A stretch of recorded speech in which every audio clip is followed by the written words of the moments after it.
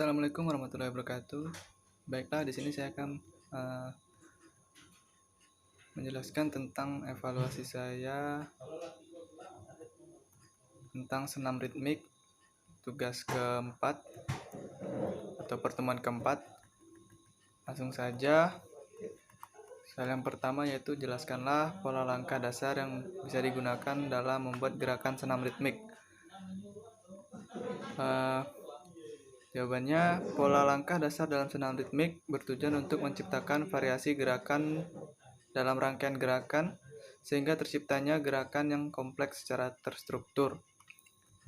1. Latihan jalan di tempat dimulai dengan mengayunkan kaki kanan dan jari-jari tangan menggenggam diayunkan ke arah dagu. Yang kedua, latihan gerakan stimulasi dengan cara sebagai berikut. Yang pertama, sikap awal berdiri tegap, kaki rapat dan lengan di sisi badan.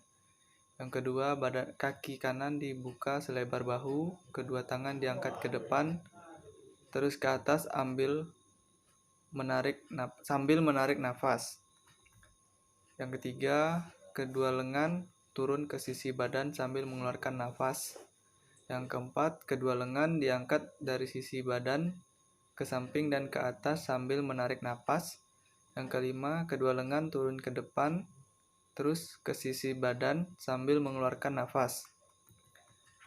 Yang ketiga, latihan gerakan kepala. Caranya yang pertama, sikap awal berdiri dengan tungkai dibuka selebar bahu dan kedua lengan di pinggang. Yang kedua, menundukkan kepala dan kembali tegak. Yang ketiga, menengok ke kanan dan kembali ke depan. Yang kedua, soal kedua, sebutkan 7 pola langkah dasar yang saudara ketahui. Yang pertama, langkah dasar 1 yaitu march.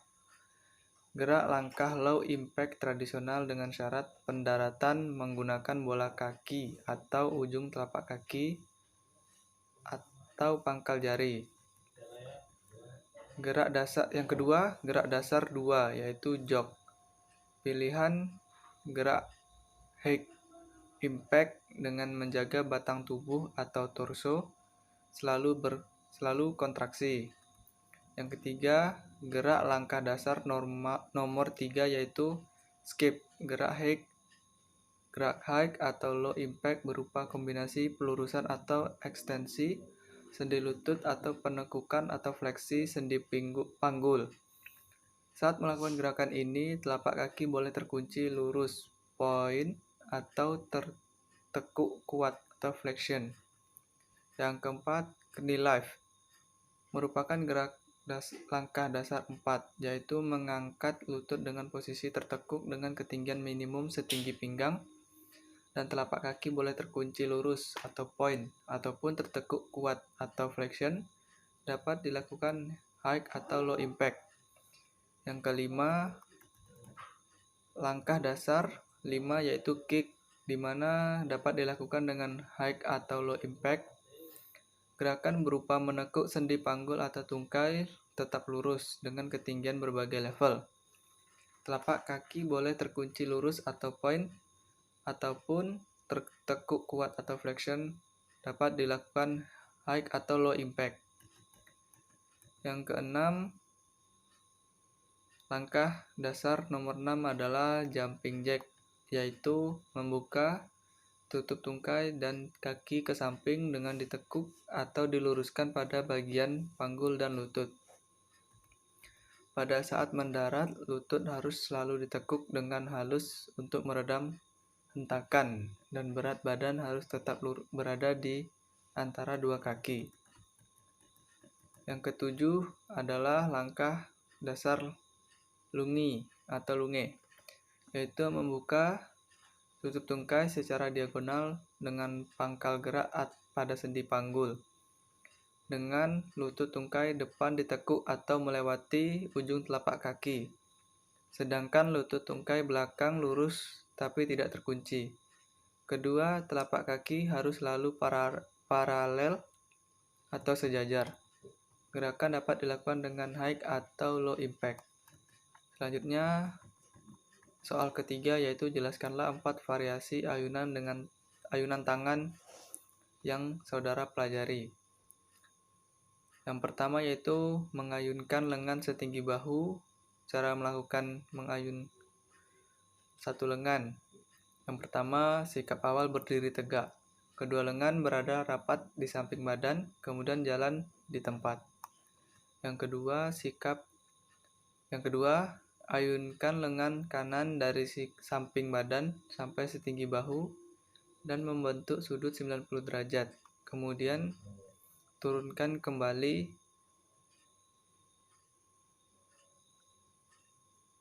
ke 0 derajat, lakukan gerakan tersebut di tempat. Yang C atau ketiga, lakukan gerakan tersebut dengan lengan yang lain. Yang kedua, yaitu mengayunkan lengan lurus ke atas. Cara melakukannya, yang A, sikap awal berdiri tegak, kemudian jalan di tempat, kedua lengan tangan rapat di samping badan. Yang B, ayunkan lengan dari samping badan sampai lurus ke atas, kemudian kembali lagi. Yang C, lakukan dengan tangan yang lain dan tetap di tempat. Yang ketiga, merentangkan tangan. Cara melakukannya, yang pertama, sikap awal berdiri tegak, kemudian jalan di tempat dengan kedua tangan rapat di samping badan. Yang B atau kedua tangan dikepalkan di depan dada, sikut diangkat sejajar dengan bahu. Yang C, lakukan gerakan meluruskan lengan kanan ke samping badan, kemudian tekuk kembali seperti semula. Yang C atau D, lakukan gerakan tersebut dengan lengan kiri.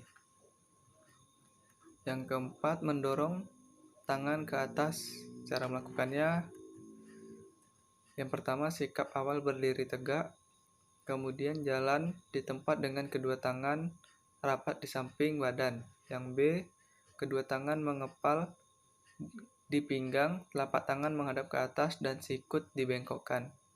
Yang C, dorong tangan kanan ke atas, putar pergelangan tangan sehingga telapak tangan menghadap ke depan, kemudian kembali lagi ke sikap semula. Yang D, lakukan